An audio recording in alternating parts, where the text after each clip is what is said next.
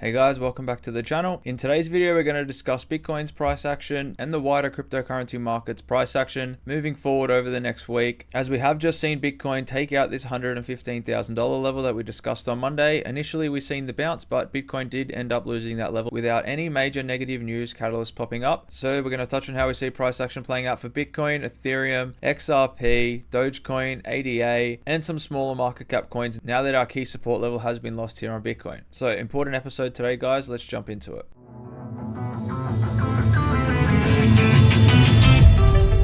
So first things first, here what we can see on the Bitcoin price chart is the level that we did touch on in Monday's video. Ended up seeing a bit of a bounce, but ultimately there was no follow through and we have seen price reject lower. Now the initial thought process from this setup was that we did see Bitcoin's price break out. We retested the highs here, which was the height of this ABC correction that Bitcoin ended up going through back in May and June earlier this year, and that this bounce that we've seen Bitcoin have here eventually would come back for about a 50% correction and then go on for our final parabola to finish our market cycle off. And now that we have lost that $115,000 level here for Bitcoin, and it doesn't look like it is going to be just a simple back test before breaking out, what I'm seeing actually play out here is that this was just a fake out back test, and what we're most likely going to expect here is a back test of the height of the actual accumulation structure that played out through all of this year. And the targets that I'm looking for is for Bitcoin to actually back test this $109,000 high set back here on the 20th of January. And then I don't think Bitcoin will bounce again off this old high at 112,000, and we're most likely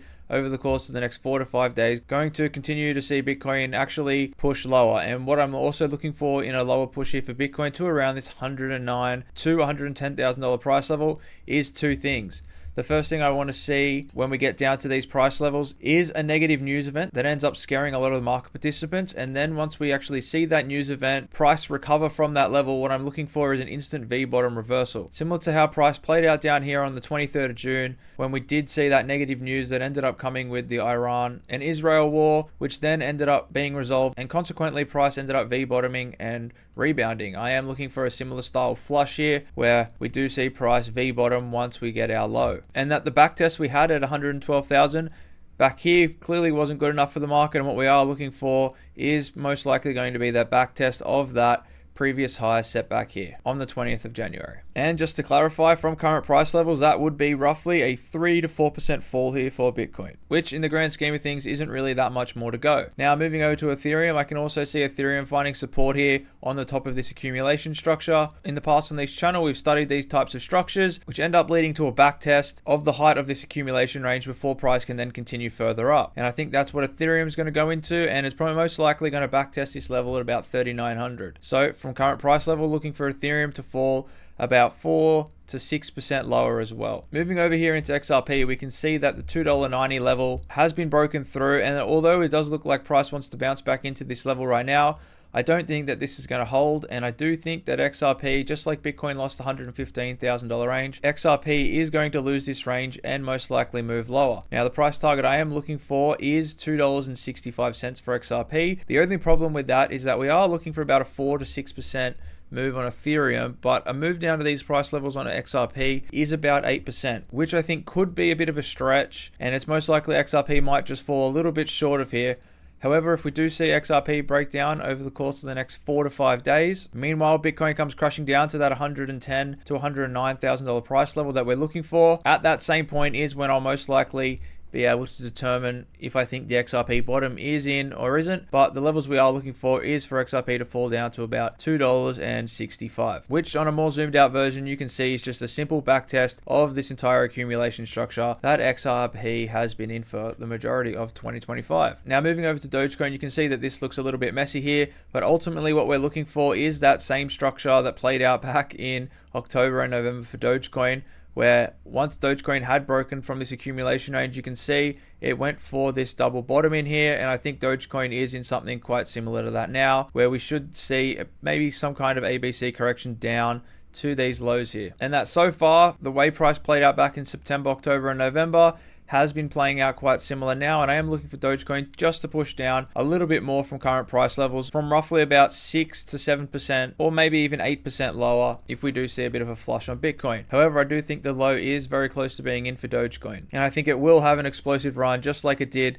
back here, which we've touched on previously on the channel, where Doge rallied 680% over the course of about 43 days from once that low had come in. And I think we are moving to a stage now where we're looking for that low to actually get set here on Doge. Moving over to ADA, you can see that we are looking for price to fall just a little bit lower. The only thing here that I have a problem with ADA is that from current price levels, about 2% down is where I'll start actually entering and reaccumulating some of the ADA that I'd sold at the highs, which is actually less than a lot of the other coins in the market. So ADA could go lower. However, this is roughly where I am looking to accumulate at about 83 cents because of the examples that we've touched on in the past, where we did discuss that ADA would have this aggressive break to the upside, followed by this violent rejection down to these support levels here. And you can see at the top of this accumulation range is where ADA ends up bouncing back to, and I think that this is that price on today's chart, which again is only about 2% away. So if ADA falls 2% lower, I'll personally be accumulating more because I do think price is playing out just like it did back here in 2020 before it ended up going into this consolidation structure and then breaking to the upside